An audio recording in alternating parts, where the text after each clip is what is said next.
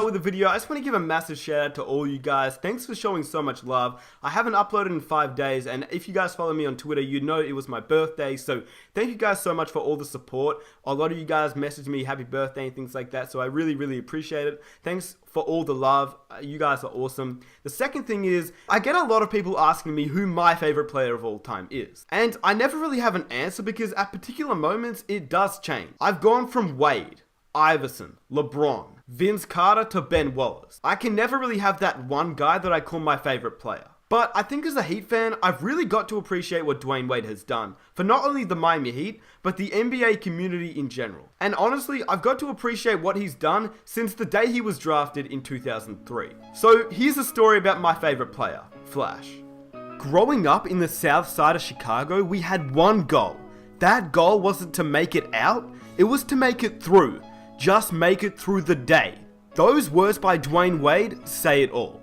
On January 17th, 1982, a young boy by the name of Dwyane Wade was born in Chicago, Illinois. As many of the young kids around the south side of Chicago was brought up around gangs, violence, drugs, family abuse, and horrible scenarios that young children should never have to go through.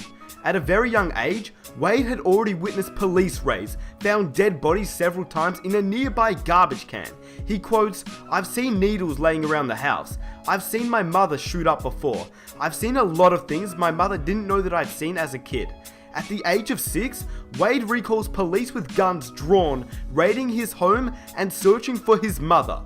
He lived in Chicago for 8 years with his drug and alcohol addicted mum, Jalinda Wade. His mother, Jalinda, was given custody of the 2 younger children, Wade and his 5-year-old sister, Trigil. The family struggled financially and was eventually forced to go on welfare. He was being brought up into a family where, according to Wade's sister, Trigil, said, and I quote, "It wasn't looking good. None of the guys I grew up with did anything with their lives. None. So I didn't see anyone coming out of it. I didn't see Dwyane coming out of it." Meaning that Dwyane Wade was being brought up into crime, violence, for the rest of his life. Or so it seemed. And even Wade knew this by saying, "Early in my life, I grew up with my mum. My mum was on drugs, and my family was in the gang environment, so it was a rough childhood." Wade's life took a turn for the better when he was 8 years old. He was tricked by his sister, who told him that they were going to the movies. Instead, they went to a different Southside neighborhood. This was obviously the hardest thing, not only for his sister, but for Wade himself. She kind of tricked me. She said, we want to go to the movies? You want to go to the show? I'm like, yeah, let's go to the show. I'm thinking some time with my sister. I remember we was on a bus, and I lived on 59th, and I was wondering, was a ride? I'm like, man, we going far, and my father at the time was living on 79th, and we pulled up at the stop, and we got off the bus, and she was like, all right, you're closing stuff upstairs. I'll be back to get you. I'll be back tomorrow. So I'm like, okay, she come back tomorrow. He just looked at me and he's just like, where you going? I'm like, oh, I'll be back. I'm not going far, I'll be back. I told him I'll be back. I'll never forget his face. I think that'd be the look, because he had no clue. He's just looking up at me like, okay, if you say so, okay. 3 weeks later, I'm looking out the window like, every time a bus pulled up, I'm like, where's she at? But she never came back. There is no doubt that Wade's sister left him for the best, which is the sad reality. She was quite brave taking him from home, which obviously wasn't the best environment for a young boy growing up, because as he said, he had no hope. Had she never lied to Dwyane about going to the movies, he may have never been in a completely different place that he is in right now. Wade said, "I got an opportunity to be a kid. If I would have stayed with my mum, I would have been next in line to sell drugs, to join the gang." His sister went to return to his mother and left Wade to stay with his father, who had remarried. The move changed the course of Wade's life, leading him away from the crime-ridden area he had lived in with his mother to now a house full of boys, which obviously was quite different for Wade, who had lived in a house full of girls. Despite the countless hours of Wade being called soft and crying, this was the best place for him to grow up, away from the violence and the drugs, with his mother, to growing up and playing basketball with his brothers. Obviously, it didn't take long for them to realize he had some skill. A year later, Wade's new environment allowed him to play basketball outside with his stepbrothers, new friends, and father, who coached part-time at a local recreational center. It was here that Dwyane Wade attended Richards High School in Oak Lawn, where his older brother Demetrius had already made a name for himself as a star of the basketball team. But Wade knew he was better. We pretty much know what happens from here, but this story is far from done. Wade was obviously a star in high school, and once he had made it to Marquette University, he was pretty damn good there as well. He was that good that he was even chosen as the MVP of the Midwest Regional Final. But what's even more important about all this is that he met his first wife around this time. He married his high school sweetheart, Savon Funches. Now for those that don't know about the whole incident there, you're about to find out, but it's pretty sad. But you could also say that this time at Marquette was almost perfect considering what he had gone through before. And I say almost perfect because he was doing well in school, on the court, he was married, he had friends and family he could go, but there was one problem.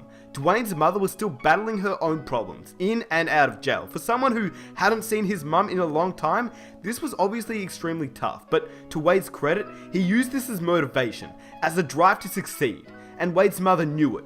She knew that it was time to give up the drugs as well. She turned herself into the police, and this was the start of a new life, for both of them.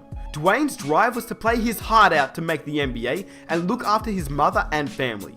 And Dwyane's mother had her drive of being there for her son and starting clean.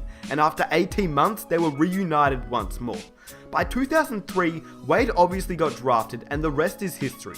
But once again, the story isn't done. Remember Dwyane Wade's high school sweetheart and, well, his actual wife? Well, there were some problems that had started to arise. We fast forward to 2007, a year after Dwyane Wade had won his first NBA championship.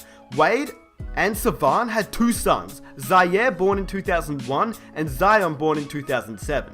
When the couple divorced in 2007, a whole lot of issues occurred. It would take a massive 4 years for Wade to obtain full custody of both Zaire and Zion, but this is where the story becomes even crazier.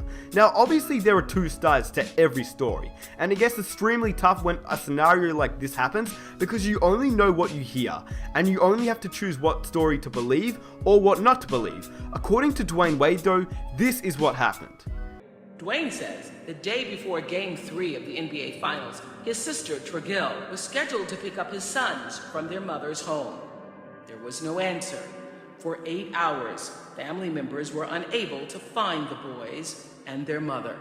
When Dwyane's sons were finally found, Siobhan was arrested and charged with attempted child abduction, unlawful visitation interference, and resisting arrest. She is due back in court this August.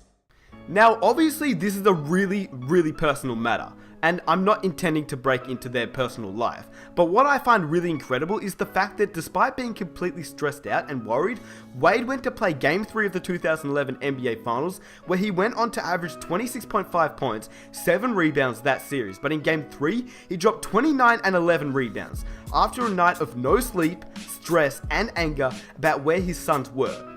Obviously, once he had found out that they were safe, he played. I doubt he would have played had they not been able to find his sons. Now, this is the part where you can choose what you want to believe, and I don't really want to get into it because I don't feel like it's necessary, but the fact that Savon was arrested in Chicago and charged with an attempt of kidnapping his kids means that under the circumstances, Wade could have almost lost his kids.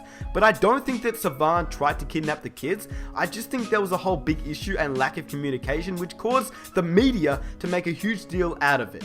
Plus, the case was eventually dropped, so it's a whole issue that is slowly dying down. Overall, it's pretty insane to think about. Man, honestly, that is one of the craziest stories ever in my opinion. I mean, growing up with a drug-addicted mum, his sister taking him out of his own home to join his father, through a time where he thought he was going to the movies. Anyway, if you guys enjoyed this video, it would be awesome if you guys could drop a like and subscribe if you're new to the channel. If you guys want to watch more NBA content just like this one, I think you guys should definitely subscribe to join the Nick Smith Nation. I really would appreciate it. A lot of you guys watch the videos and forget to subscribe. So if you're new around here and you want to watch more NBA videos just like this one, definitely go down below and hit the subscribe button. Also, if you guys want to watch my next NBA story, let's aim for 6,000 likes. and I'll upload the next video. Lastly, I know a lot of NBA players have grown up in very tough situations and very tough childhoods, but I wanted to make this video because Dwyane Wade is one of my favorite players of all time, if not my favorite player of all time.